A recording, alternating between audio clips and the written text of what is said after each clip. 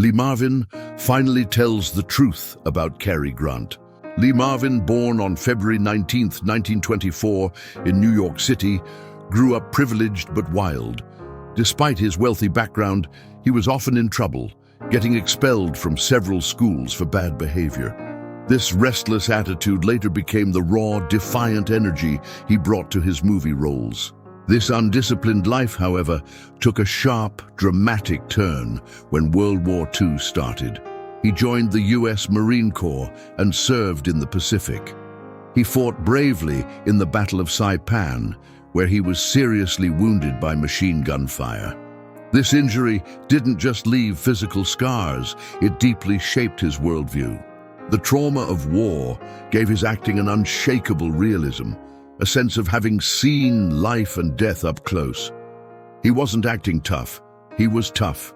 He earned the Purple Heart for his service. After the war, he drifted for a while, even working as a plumber's assistant before finding his way to acting. His deep voice and commanding presence made him a natural. He started in small theater productions and quickly moved into TV and film in the early 1950s, often playing villains or soldiers. His breakthrough came with films like The Wild One, 1953, and Bad Day at Black Rock, 1955.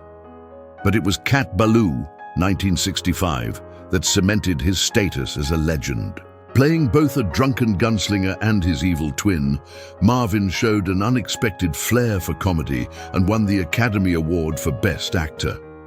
Throughout the 60s and 70s, he starred in classics like The Dirty Dozen, 1967, and Point Blank, 1967, always bringing his signature mix of grit and depth. The man you saw on screen, blunt and uncompromising, was no act. Off-screen, Lee Marvin was just as complicated. He was known for his blunt honesty, non-nonsense attitude, and hard living. He drank heavily and was outspoken, often clashing with Hollywood's polished image. Marvin hated pretense. He valued truth above diplomacy. His personal life reflected this complexity. He was married twice. His first marriage to Betty Ebling produced 4 children and lasted 15 years, ending in 1967 as his fame grew.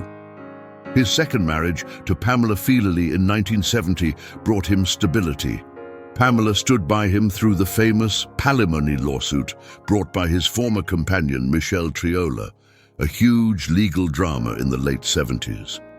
His second marriage lasted until his death. It was this commitment to truth that informed his view of the rest of Hollywood. Lee Marvin, famous for his brutal honesty, offered a surprising and candid assessment of his contemporary Cary Grant, the symbol of charm and Hollywood elegance. While Marvin respected Grant's immense talent, he found his tightly controlled demeanor both fascinating and alien. Marvin observed that Grant was a hell of a guy to watch on screen, but noted that off-camera he was one of the most private men you'd ever meet. Marvin believed that everything Grant did was calculated, asserting that he understood the power of image better than anyone in Hollywood.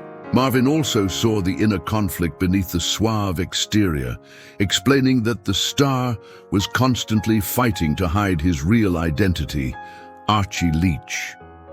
He felt this struggle was visible if one looked closely enough, and he found Grant's need to maintain that perfect facade compelling yet somewhat tragic.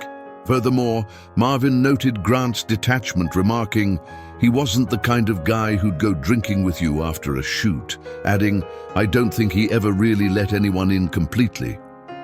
This sense of reserve was almost incomprehensible to the outspoken Marvin, who lived life out loud.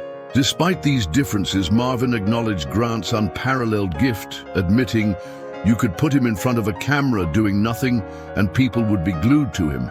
That's star power. You can't fake that." When asked if they ever worked together, Marvin joked, "That would have been like mixing bourbon with champagne. It doesn't work. He represented the high life and I represented the bar fight." Yet he respected that both men were true to their own complex identities. His final conclusion, "You can't fake being Cary Grant, and you sure as hell can't fake being Lee Marvin." We both knew who we were, even if we came at it from opposite ends of the street. Marvin, the man who survived a war and a chaotic lifestyle, eventually saw his health decline due to years of smoking and drinking. He suffered from coccidioidomycosis, valley fever, which progressed into a severe respiratory illness. On August 29, 1987, Lee Marvin died of a heart attack at age 63, leaving behind a legacy of authenticity and grit. We search for the truth behind the glamour. Like this video and subscribe to join us next time. This is the Old Hollywood Pulse.